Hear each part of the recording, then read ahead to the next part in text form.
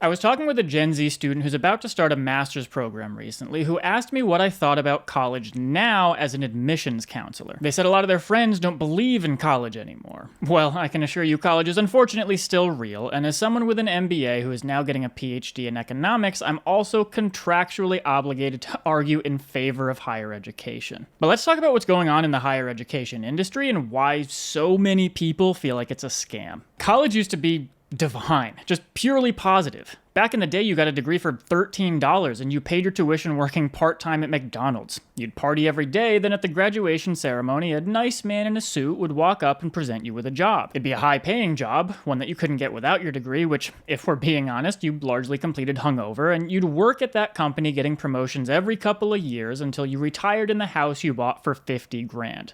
And I'm only being slightly facetious. Oh, and by the way, schools were very easy to get into. Harvard apparently had a 30% acceptance rate in 1960 and MIT a 48% acceptance rate in 64. No capstone projects, no published research, not even soccer practice or SAT tutoring. You just walked in, got your $13 degree, and got a job after 4 years. College got its reputation for being a no-brainer, and everybody who could go went. And since then, parents have been telling their kids you have to go to college without even thinking about it. But like Tinder dates texting me back, all good things must come to an end, and now tuition is hundreds of thousands of dollars, acceptance rates are in the single digits, and no one can find work, even with competitive degrees. That bachelor's degree that used to set you apart, yeah, that's become the master's degree. What next? You need a PhD for an entry-level job? No, that's probably not going to happen, but you get my point. So I completely understand young people looking at this veritable nightmare going, this. Maybe it would be better to attend a trade school or start a business or get hands-on work experience without debt. It seems like the system is broken and something needs to give. You can't walk away with $300,000 of student debt and a BA in art history in 2025. A nihilistic view of higher education is totally understandable right now, and I do not think everyone should go to college. It's not my goal to convince you one way or another. It's a very personal choice and it doesn't matter to me. That said, for me, college was great. Undergrad was a tremendously formative time, and I graduated as a radically different person. I was like 40 pounds heavier. Plus, undergrad likely will have a lot of firsts. Maybe your first time living away from home, having roommates, or meeting people from such different backgrounds.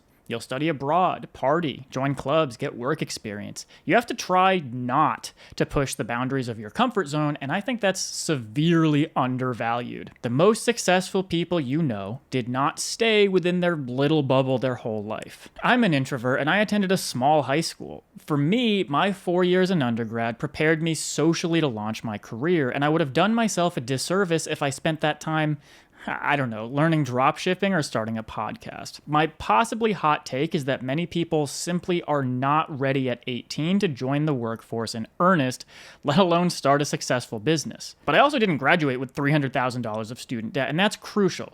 It was $299,000. When I work with students, I don't suggest just attending the top-ranked school you got into. You have to consider your options from an ROI perspective. Are you leaving with a mountain of debt?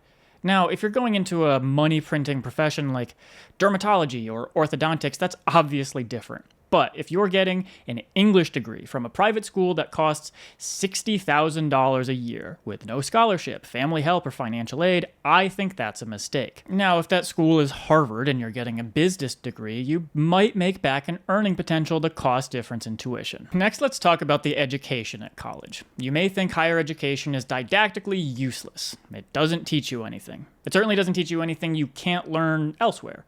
Well, guess what?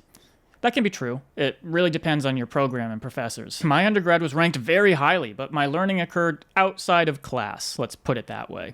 And now you have to worry about AI-written essays being graded by AI, so that's fun. Alternatively, my MBA was great academically and the professors were amazing, so it's tough to say.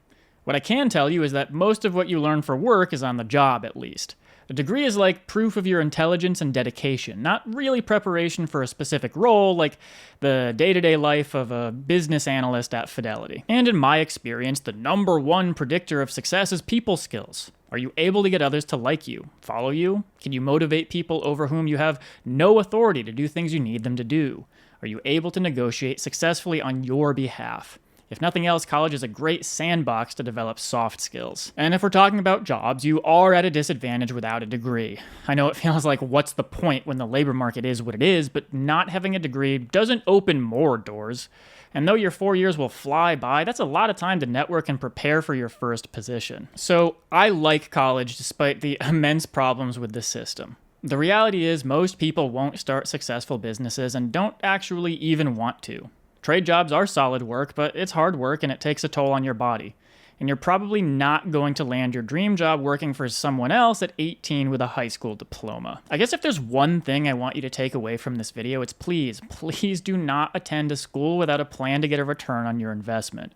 Consider your degree, your financial situation, and your other options before signing yourself up for a $100,000 loan you have no way of repaying. If you want to chat about your situation specifically, shoot me an email at chris@mooshly.com, and otherwise I'll see you in the next video.